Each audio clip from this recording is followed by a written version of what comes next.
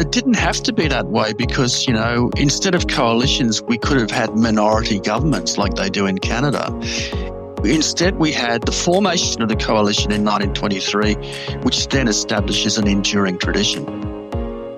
Welcome to Afternoon Light, the podcast of the Robert Menzies Institute, hosted by Georgina Downer. The best and most useful service that can be rendered to the unemployed worker is to find him a job. That was Stanley Melbourne Bruce in 1928 delivering his election speech. So today on Afternoon Light, we are going to talk about Australia's 8th Prime Minister, Stanley Melbourne Bruce. He is one of those leaders who has had an incredible impact on our nation, but is relatively obscure. In fact, a quick whip around the office, and even though we are a history institute, some of the staff here did not know about Stanley Melbourne Bruce, so we are going to change that today. He is a man of contrasts. He's a decorated Gallipoli veteran. He was an urbane internationalist. He was very conservative in appearance, but he was a bold reformer in policy. He introduced to Australia compulsory voting, helped move our parliament to Canberra from Melbourne, established what would become known as the CSIRO, and he reimagined Australia's economic structure in response to severe global challenges emerging in the 1920s.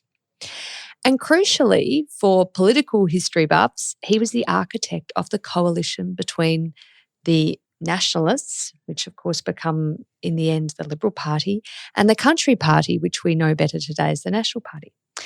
This was a political relationship that was forged in pragmatism, but has endured for over a century. And that coalition, with its careful balance of urban and rural priorities, remains one of the most significant legacies of Bruce's prime ministership. So why is he remembered then, if at all, as the man in spats who lost his seat? And what do we lose when we reduce such a complex and forward-looking and influential figure of Australian political history to caricature? Well, to help us rediscover Stanley Melbourne Bruce is a very good friend of the Robert Menzies Institute, Associate Professor David Lee from the University of New South Wales in Canberra, in ADVA, and he's the author of a 2010 book called Stanley Melbourne Bruce, Australian Internationalist. Welcome once again to Afternoon Light, David. Thank you very much for the invitation again. Well, last time we spoke about John Curtin, another former Prime Minister, and this time it's Stanley Melbourne Bruce. David, you wrote, I think, the second only biography of Bruce. There was quite an interregnum between the two. Why do you think we aren't so familiar with Stanley Melbourne Bruce, despite him being one of our longer-serving Prime Ministers for over 6 years? I think it's partly because he came after Billy Hughes, the wartime Prime Minister, and he left office on the eve of the Great Depression, just before things went bust in Australia. So he was Prime Minister during fairly good times, but to many people, the government he led was a bit uneventful, and he's remembered for more, as you say, as the caricature of the spats-wearing, very wealthy Englishman, more than Australian type view of Bruce, which was a kind of popular perception of many in Australia. But I think the reality is, as you've sketched, it's quite different. He was a businessman. He was in many ways forward-looking. He's a modern man, and he's a reformer. So his prime ministership was characterised by some significant reforms, and I think that one of the major one was building this long-lasting institution, the coalition, which has lasted for more than 100 years.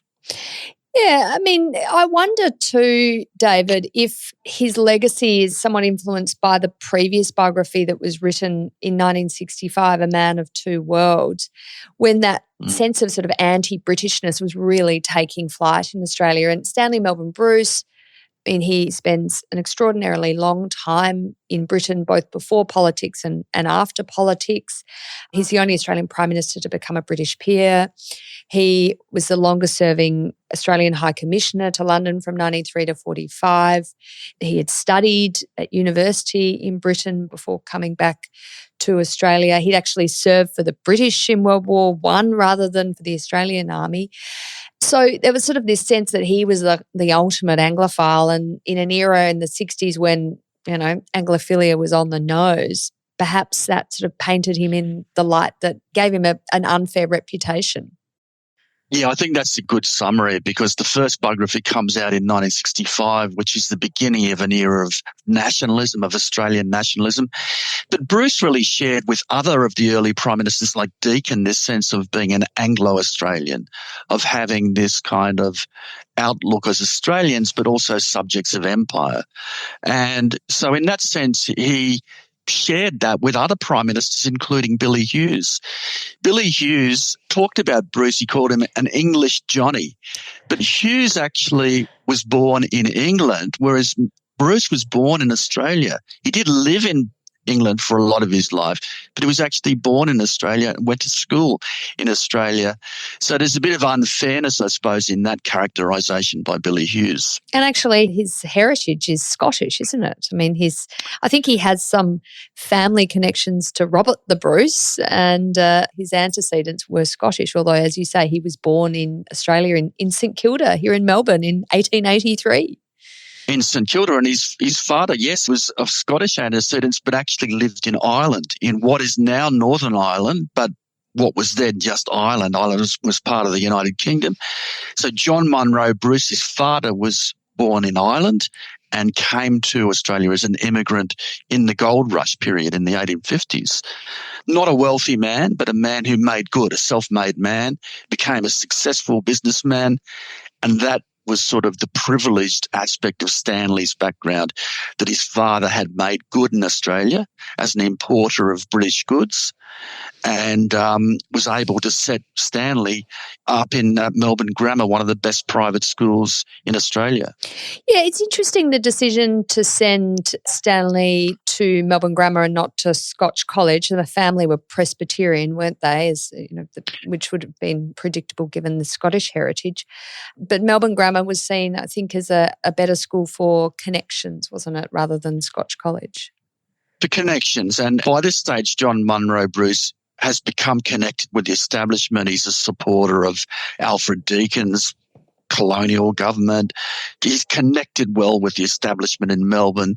He's on a lot of boards, like hospital boards, and does good works for charitable purposes and all those things. So he would see that the best, I suppose, school or opportunity for young Stanley would be Melbourne Grammar. Another interesting fact about the Bruce family, or Stanley's father, of course, is that he's one of the founders of Royal Melbourne Golf Club and brings golf to Australia, which, I mean, that's a pretty significant legacy.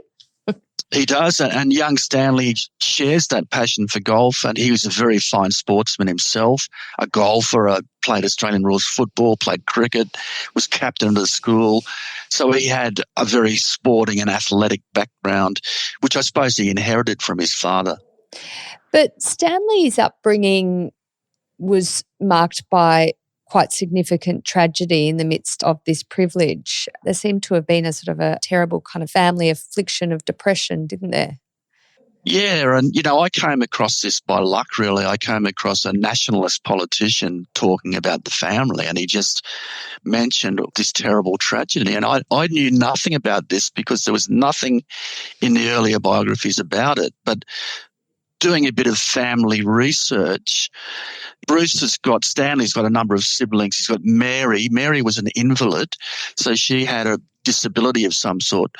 Then there's Ernest, the older brother. He's a very important help for Stanley. Then there's William. Now, William, the next oldest brother, commits suicide in 1899. That's probably kept from Stanley. He had mental problems, so he dies young. And then a couple of years later, the father, in the midst of business troubles, he's had to, because the 1890s was a period of depression, bank failures and bad times, almost as bad as the 1930s in some ways. The business is in trouble. John Munro Bruce has to restructure the company to buy out his partners, to float it as a public company and acquire the dominant shareholding, which he does. But the business is in trouble. He goes to UK in 1901, and on the way back, he dies. And I learned from a Paris police report that he had committed suicide. So whether it's from his health problems, he had diabetes, or from his business problems, he ends his own life. And there we have a turning point for Stanley. Stanley's just come out of high school and he decides, what do I do? His father's just died. He says, well, I'm going to go to Cambridge. So he borrows money from his sister. He takes his mother and sister with him, goes to Cambridge and gets a degree there. And from then on, he stays in England because he becomes the chairman of Patterson, Bruce and Lang. That's his father's company. Because Ernest, the older brother, and Stanley managed to take the company back over for their family. And Stanley is installed as the chairman at the young age of 23 of this major Anglo-Australian business. So it's an incredible, really, story of opportunity for the young man, who's also a lawyer by this stage. Gets a degree at Cambridge, does well. He's also a rower and a coach of rowing teams. He's a popular man. He becomes a lawyer and he stays on in England for the next couple of decades.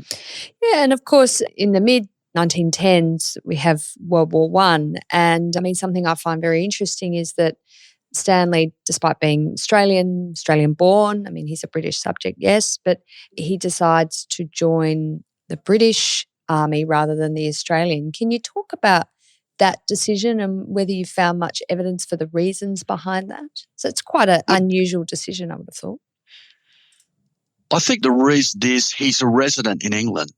He does travel to Australia a bit for company business and to see his family, but he's resident in England. He lives there and he's a practicing lawyer there. So it made sense for him. That's his primary location at that stage. He goes back to England where he lives and he joins the British Army as some Australians did. So he's not alone, but I think it's a function of where he was living, what he was doing, practicing as a lawyer, chairing the family company in London, and he joins the British Army. Then for serendipitous reasons, the unit that he joins just has come back from India. It goes to Gallipoli. So as fortune would have it, he goes to Gallipoli, which is just the place where the Anzacs, Australians and New Zealanders, have also been sent. So he's fighting sort of alongside the Anzacs, although not with them, not all under their banner. And do you get a sense then of his own identity? I mean, is he seeing himself as a British subject, an empire man, and happens to be from the colony of Australia, or now obviously the Commonwealth of Australia, but he's sort of part of this bigger empire? Or he's part of a bigger empire, and at that time there was no such thing as Australian citizenship. All Australians were British subjects that happened to live in Australia. So he's a British subject, he's an Australian by birth, but he's also a member of this larger Britannic Empire. He's living in England and he joins the British Army and fights with distinction. So he's decorated with an MC, Military Cross, and also with a French decoration as well. So he's a man of some bravery. He's wounded a couple of times. The second time, that takes him out of action for a fair period, so he has to go back to England to recuperate. And luckily, that probably keeps him alive. If he'd had to go back and then serve on the Western Front, the life expectancy of British officers was not that great. So in a sense, he's lucky to be wounded in 1915, and he goes back to England to recuperate, then comes out to Australia. And this is the other big turning point with Bruce. He has to come back to Australia because his older brother has enlisted. His older brother's 10 years older than him. And there was a family agreement, just like there was with Robert Menzies, a family agreement whereby the older brothers to Bob served, but Robert himself would not. In the Bruce family, there's a similar agreement that Stanley would serve, the younger brother. The older brother is by now near 40 and had served in the Boer War before, but he decides to enlist himself on the spur of the moment in 1915 and serves in the British artillery. So he was running the business back home. That was the job sharing arrangement. Stanley runs the company from London. Ernest runs the business in Victoria, But then Ernest enlists, so Stanley's got to come back to look after the business. And that brings him back to Australia and then a long sojourn in Australia. Yeah. So that's how his return happens. And I guess this, of course, is the beginning of his interest and involvement in politics, and, the rest, as they say, is history. I mean, tell me about that return to Australia and what takes place to get him into politics. So he comes back. Now, he's married into a well-connected family because he marries a decade or so ago, and his wife is from a prominent Western District squatting family that are well connected with the Liberals. They later become called the Nationalists after 1917. So he's well connected politically through his wife, and he's a decorated war veteran who comes in very useful for the Billy Hughes government in making patriotic statements in favour of recruitment. This is at a time of the conscription plebiscites in Australia when the Hughes government was trying to get the public to vote for conscripting Australians to serve overseas, just like there was a draft in England. And Bruce comes in very handy as a patriotic speaker. So he comes to the notice of politicians, comes to the notice of Billy Hughes, and Billy Hughes actually helps him because the War Office have asked Stanley, your leg's okay, your wound is okay, now you should come back. He gets the assistance of Bruce to write to the War Office and say, no, we think you should allow this person to resign his commission and stay in Australia. Even though Stanley was the one advocating for people to sign up and go and fight in the war. Sort of slight irony there, isn't there? A slight irony, but I suppose in a sense he could say he'd served with distinction, he'd been wounded twice. He still had a limp that he lived with for the rest of his life, but he gets this help from Prime Minister Billy Hughes to allow him to stay in Australia. Then in 19 there's a vacancy in Flinders, the seat of Flinders. Yeah, which still exists to this day, a federation seat. Yeah. To this day, and back then it was a bit more rural in nature, and there was a new party coming on stream, the Farmers' Party, later called the Country Party. It wanted to contest that seat, and there was a deal done to establish preferential voting for this seat. It was introduced for Bruce's by-election in 1918 and has remained with Australia ever since. Preferential voting was introduced for that by-election. And so he runs in this by-election for the seat of Flinders, and the Country Party says we won't stand a candidate. They won't stand against him because of the introduction of preferential voting, which he wanted. And he's elected. He's elected, yeah. And, I mean, he has a pretty rapid ascent through politics. I mean, this is, I think, did you say 1919 he's elected? And 1918 he's elected. And he's Prime Minister just 5 years later. I mean, that's pretty incredible. How does he achieve that? Well, his first couple of years are a bit uneventful. So he makes speeches from the back bench. He does a couple of things, but nothing really out of the ordinary. He does go back to England. One of the reasons he goes back is his older brother. This is another element of tragedy. The older brother, Ernest, who'd helped Stanley, got him elected chairman of the board. He's obviously gone through the horrors of the war. He's ended as a major. He just can't go back to civilian life, and he kills himself. And so this is by this stage the third family member to have committed suicide. The third family. So two brothers and his father. That's right. Yeah. And I think that would have hit him the hardest because of that close bond that he had with Ernest. So there's an end to this man's life, a war hero as well. Ernest Bruce dies in 1919. But what happens, Stanley's over there in the UK again in 2021 when the government needs someone to speak at the League of Nations Assembly. It's decided they can't really make do with a public servant. They need a politician. So Hughes asks him to represent Australia at the League of Nations, and he does that extremely successfully, makes a very passionate pro-disarmament speech because he's gone through the war, but he's lived through the horrors of war and he's in favour of disarmament.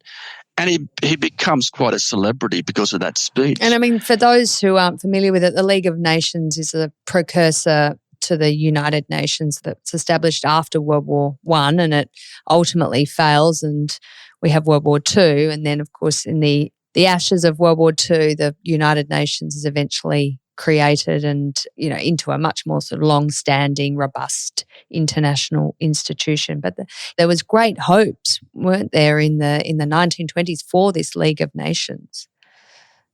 There were, and Australia's in it because Billy Hughes has signed the Paris Peace Treaty in Australia's own right as well as part of the empire. So it's becoming a kind of nation state, not quite because it's still a dominion, they call it, but it's now a member of this international organisation. So he makes a big splash in Geneva. Hughes is in trouble politically. He's leading a nationalist government. The Nationalist Party was a kind of hybrid of some ex-Labor people like Hughes and also former Liberals. So it's a body with different kinds of politicians and different kinds of political ideas. But Hughes is in political trouble from some elements of the old Liberal Party who think he's too Labor and too socialist. He's also in trouble from the Country Party because they think his tariffs are too high. So he's in trouble, and he thinks Bruce, a young man, relatively young man, could come into my cabinet, bolster my cabinet and help my political troubles. So he offers him a job, offers him the trade portfolio. Bruce says, no, I'd rather have Treasury. So he knows his worth and he thinks, I'd like to be the Treasurer. And Hughes agrees to that and makes him Treasurer, and really the second most powerful position in the government. He doesn't become Deputy Leader. That's another guy. Massey Green retains that, but he's now the Treasurer of Australia. And then in the 1922 election, the Country Party wins the balance of power. And there's now a problem because Earl Page, the leader of the Country Party, detests Hughes. Some other Liberals like John Latham also don't like him. And the Country Party says, we are not going to serve in a coalition under Hughes. So after a series of negotiations, Hughes recommends to the Governor-General, you should call on Stanley Bruce to see if he can form a coalition. Now, Hughes may have been hoping that Bruce would not be able to do it, and then they'd go back to Hughes to form a government.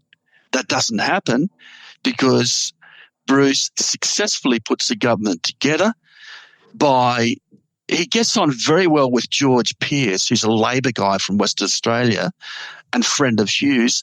He gets on better with George Pearce than Hughes did and persuades him and others ex-Labor people to join his government, as well as Liberals as well.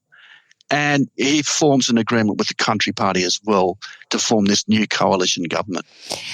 Before we get on to the idea of the coalition and the enduring nature of the coalition that Bruce is so instrumental in forging, can you give me a sense of what Bruce's political philosophy was? I mean, he's in with the Nationalists, which was a party that really was set up to get through World War I, wasn't it? I mean, it didn't have a distinct set of political philosophies. It was Australia's got to rally together, fight in World War I, win, and make sure empire wins, and that's that. And then once World War I's over, the sort of, I guess, raison d'etre of the Nationalists is very spurious, isn't it? But Bruce himself, I mean, he was obviously a man of great talents, great political talents that he was able to demonstrate at the League of Nations. He had, I guess, a family history of being involved with the Victorian Liberal protectionists, so there was perhaps an inclination to tariff protection. But what other aspects of his political philosophy could you glean from your research, David? Well, he wins the by-election by saying, look, I'm just a businessman and a soldier, and sort of eschewing politics. He's sort of a bit of an anti-politician. But I think he does have some bedrock ideas. He doesn't like government ownership, so that Hughes had established an Australian shipping line. He doesn't think that should be in government hands and should be privatised, which it eventually is. He's not as strong a tariff protector as others. So he does believe in some form of protection, because all politicians really did in some form, but he's not an ultra-high protectionist. And that made him more compatible with the Country Party, which favoured lower tariffs. So I think he's really kind of a man who's more comfortable with the former Liberals in the Nationalist Party. But the other thing about him, he's never been part of the Australian settlement, that idea of the deacon established of tariff protection, conciliation and arbitration, white Australia policy. He's out of Australia when all those things are established. He hasn't been in state parliament either. He's been overseas in London.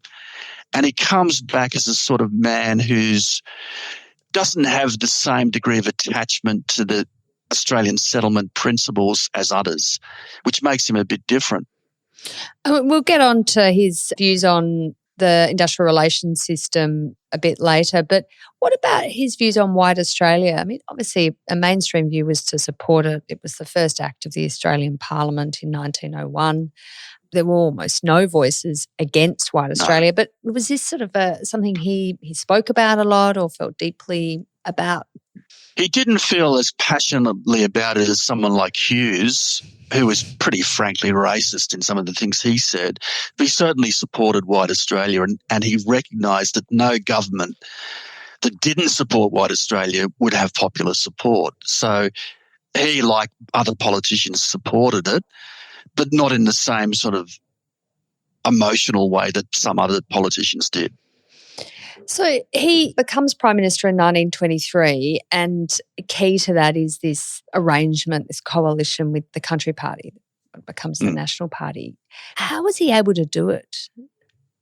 Partly because he's not persona non grata with Page, because he's got this kind of low tariff or lower tariffs idea. He's not a former Labor person, and he represents a semi-rural electorate too. So he's a bit like Malcolm Fraser. He's a man who's acceptable to the Country Party, and he's a man who can get on with Earl Page. He does very well in getting on with Page and his Country Party colleagues around the cabinet table. And what's the nature of the agreement that Page and Bruce are able to strike? I mean, it's quite technical, isn't it, the coalition agreement? Yes, so they form agreements on things like three-cornered contests, how they're going to be managed. That can be a huge problem for coalition arrangements when you get Liberals and Nationals now standing against each other. It can really be disruptive, but they managed to get agreements on when those contests would be allowed to happen and when not. And that was very important for maintaining coalition unity. The other things they do is there's an agreement on tariffs. They still have protectionist tariffs, but they also agree to establish protection all round. That is protection for rural interests as well through bounties and other forms of Commonwealth assistance. So the rural sector is now not left out of the Australian settlement, it's part of it, and that's quite acceptable to the Country Party. So there are certain policy agreements between the parties as well that make for electoral unity. And the other thing, of course, is preferential voting and later, as you mentioned, compulsory voting. And these help to, preferential voting was introduced for the coalition and becomes very important for the coalition later in the 50s and 60s as well. Absolutely, with the rise of the DLP and the Labor Party split. But their intent, though, Bruce and Page, on parties maintaining quite separate identities, though, aren't they? I mean, you have the Country Party completely separate from the Nationalists, and then through that you have the split of ministries. I think it was a 6-5 split. And then when, say, Bruce goes overseas, Page as leader of the Country Party's Deputy Prime Minister. So there's a real, I guess, sharing of the power, government power between these two very distinct political parties. And it's called the Bruce Page government too. So it's got this hyphenated sort of name that indicates the real sharing of power between Nationalists and the Country Party. Do you think it was something in the nature of these agreements that made the coalition so enduring? I mean, it's just sort of the mutual interests were met so neatly? Or because, I mean, it's obviously has its moments. I mean, we had a moment the other day when the coalition was called off and then a few days later back on. But, it is incredibly enduring, and there are quite big differences on occasion on policy, and yet it sticks. It sticks, and it didn't have to be that way because, instead of coalitions, we could have had minority governments like they do in Canada. Instead, we had the formation of the coalition in 1923, which then establishes an enduring tradition that's 100 years old. So what happened in those years was formative for Australian politics and was not inevitable and needed the particular people involved, that's Stanley Melbourne Bruce and Earl Page, in forming this coalition and making it work. The Bruce Page government is in power, obviously, for 6 years. What were the key achievements of this government? This is a pretty significant period in Australian history with the economic issues starting to become quite challenging. Yeah, well, protection all round is one of them, but also Bruce and Page helped the Federation work better with Premiers' conferences chaired by the Commonwealth as regular institutions to make kind of cooperative federalism work between the Commonwealth and states. Well, this is at a time when I suppose the Commonwealth was not as powerful as it later became under Menzies, and the states were relatively more powerful, particularly New South Wales. But Bruce and Page helped the Federation work better, and they actually managed to pull off the first successful major referendum reform to establish the Loan Council. And that was done in 1927, ratified by a referendum in 1928, and it was designed to forestall the Commonwealth and states competing with each other to borrow. So there was an effort to coordinate those borrowings by establishing a new institution, a federal state body represented by the Commonwealth and the states called the Loan Council, to coordinate loan borrowings in the future. And that institution becomes particularly important in the Depression years under Lyons and also later as well. So it becomes an enduring constitutional reform that was successfully managed by Bruce and Page in 1927 and 1928. He establishes new institutions that you mentioned, the Commonwealth Scientific and Industrial Organisation, CSIRO, also new departments like a markets department, that's the forerunner of the Department of Commerce to help Australian exports overseas, a development and migration commissions, another, and also in inter-imperial relations, Bruce has this famous phrase, men, money, markets. It's a slogan to cover immigration. He wants more people coming from the UK. He wants new markets, especially for products that don't sell as easily as certain rural products needed imperial assistance to get into the British market. So immigration, markets, and also money, development money to be borrowed from the UK by Commonwealth and states to build up Australia developmentally. I guess he's bringing with him his business acumen and experience, having been an importer of British goods to Australia. And so, this sort of idea of getting trade going, and Australia has these exports that it can send to Britain and around the empire, and it's a way of making Australia's economy grow. I mean, he's really focused on that as a Prime Minister, isn't he? He is focused on that, and it comes from his family background and his career, and it's something that he brings to the Prime Ministership, this focus on the importance of markets that maybe wasn't pushed as strongly by earlier Prime Ministers. So, that's something that is new with him. What about the introduction of compulsory voting, David, in 1925? We've actually done a podcast on this in the past, just in the way the political parties responded to it with their campaign methods, which was remarkable in so far as they didn't really respond to it much, even though people had to vote, they still thought they had to get out the vote. But what was the impetus from Bruce's perspective to introduce compulsory voting? Yeah, I think that they wanted to, it's a kind of companion piece to preferential voting. It's a way of making less incumbent on the parties to bring out the vote. And I'm a great supporter of compulsory voting because I think if you look at the American situation, politics is much more unstable there. And the virtue of having it in Australia is it makes the parties come to the centre more. So it's less divisive. So for me, I think what was introduced then by Bruce and Page and others was something that's a good thing by and large. It was introduced in the lead up to the 25 election, and actually the coalition wins a landslide at that election. Do you get a sense that that was because of compulsory voting, or were there other factors at play? I think from what I've seen, it's more that there was a seaman strike, a major strike in 24 that Bruce comes down hard on. He wasn't a fan of trade unions, especially when they're striking.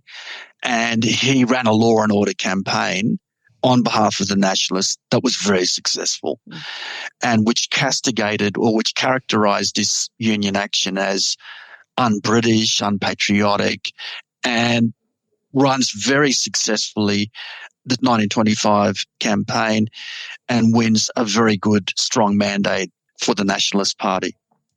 He moves the parliament from Melbourne, where it had been since Federation, to Canberra, and he and his wife Ethel become the first residents of the Lodge, of course, and that sort of really, I guess, puts a flavour on how the Lodge looks and feels. It's a very Brucean, I guess, residence. But, I mean, what was the reaction to moving the capital to Canberra? He liked Canberra, he liked the Lodge, and he was a supporter of moving the capital as intended to this new place. So Melbourne was always intended to be a temporary capital, and he sees fulfilled the plan to move to Canberra. And he pays a lot of attention to the formal opening of the Commonwealth Parliament by the Duke of York, spends a lot of time in the planning of that event, which is very successful. So it's a nation-building event presided over by him, and it's something he's very proud of, the opening of the new Commonwealth Parliament and the transition of many of the public servants to the capital and his installation in the Lodge. So he always had a positive and strong relationship to Canberra. Of course, in the latter part of his prime ministership, the economic situation across the world starts to become quite concerning. Do you think Bruce himself deserves any blame for the state in which Australia enters the Great Depression, or was he trying to sort of stave off the worst of the effects through particular economic reforms? Yeah, well, he does think reform is important. So he does try in 1925 to centralise industrial relations in the Commonwealth. So if he wants the Commonwealth to have greater power over industrial relations. But that's not successful because many politicians on both sides don't support him. Some Labor people support his referendum, but others like Jack Lang, the Labor Premier of New South Wales, is opposed. And also Robert Menzies is opposed because he thinks that the reforms weren't properly framed, and he also thought, well, he wasn't in favour of the Commonwealth getting those extra powers.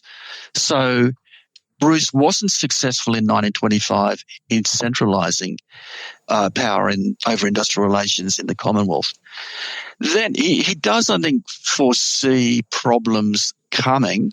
I think both the Commonwealth and the states are borrowing too much, more than they should have been, and that exacerbates the problems in the 1930s, but the states more so than the Commonwealth.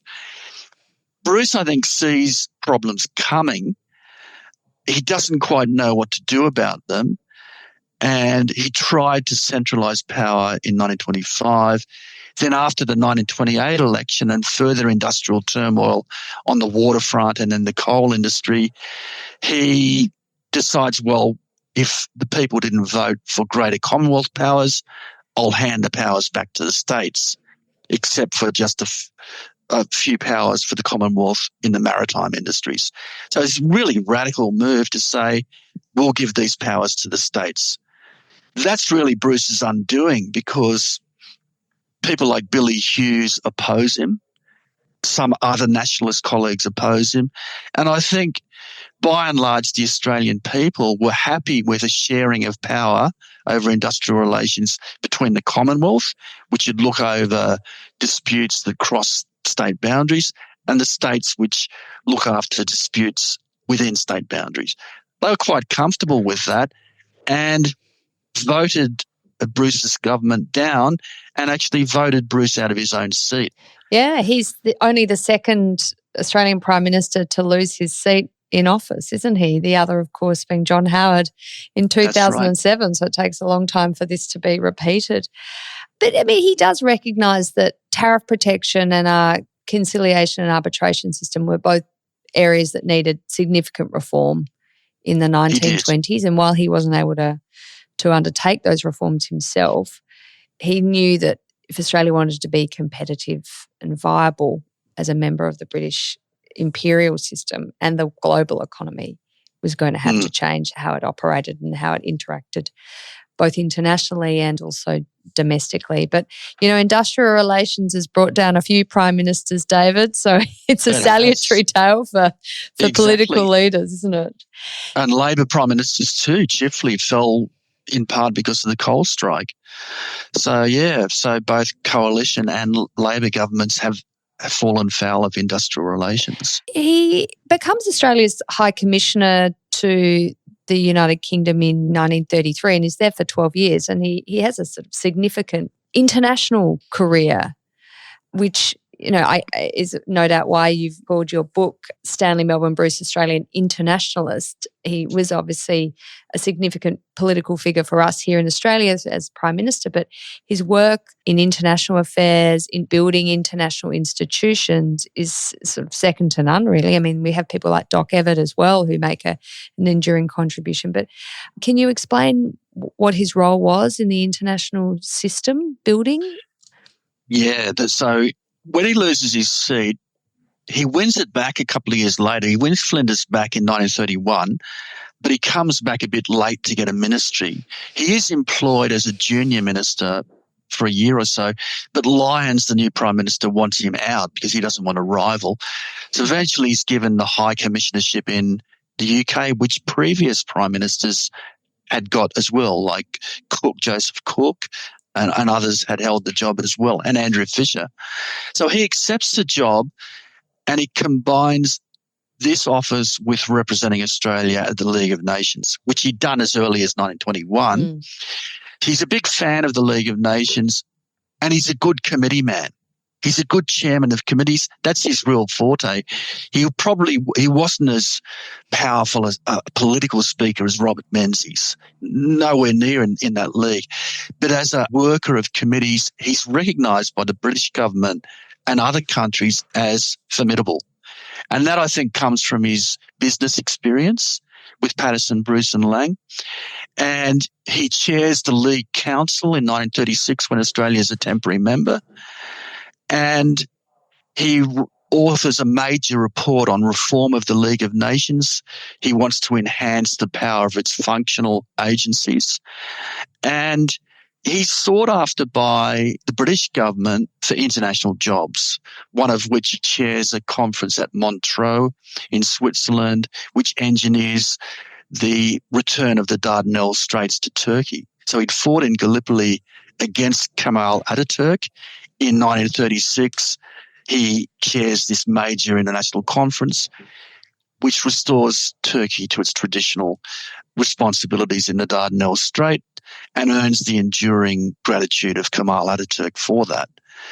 And so he's extremely successful diplomat and international statesman in the 1930s, as well as doing his High Commissioner work. And one of the big jobs he has is negotiating the large Commonwealth and state debts incurred in the 20s and before to lower rates of interest. So his business experience comes in very handy there in overseeing those complex negotiations right through the 1930s.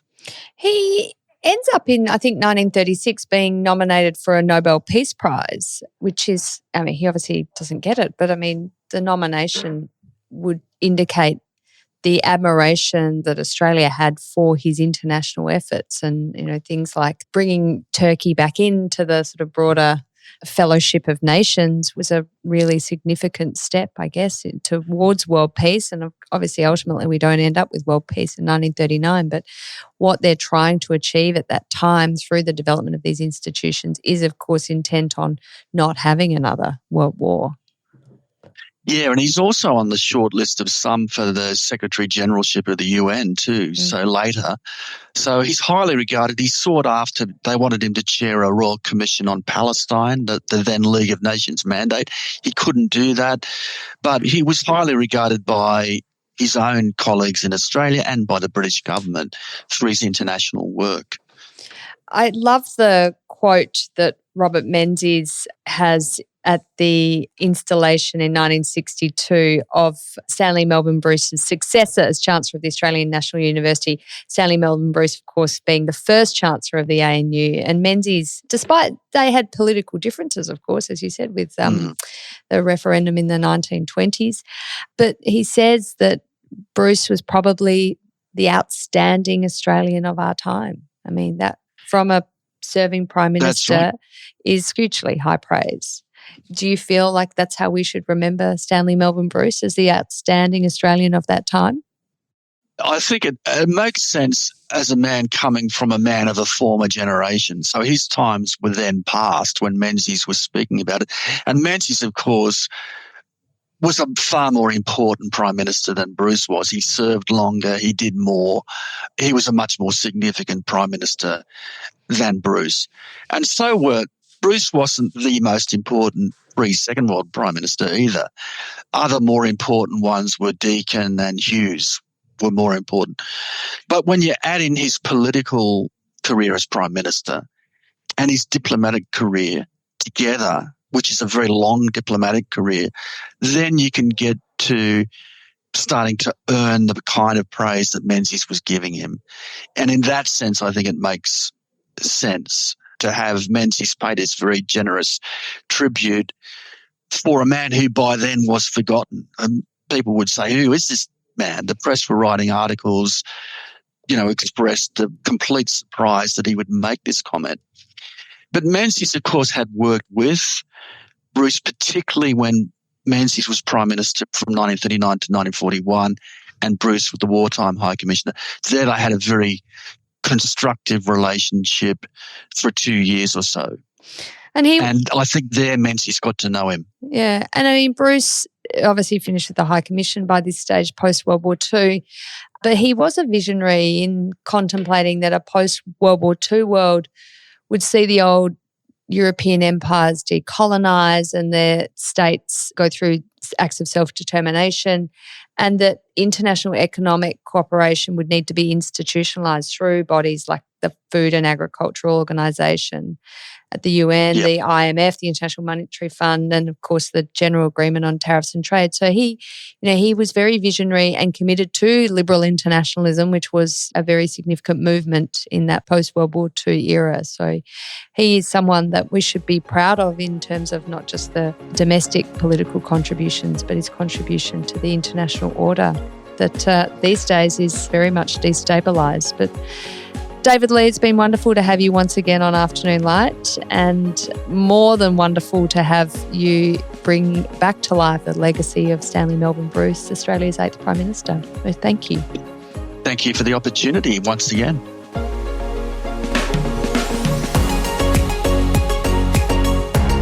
That's it for this week's episode of Afternoon Light, the podcast of the Robert Menzies Institute. Please make sure to subscribe and catch up on our latest online content on our website or on Twitter, LinkedIn or Facebook.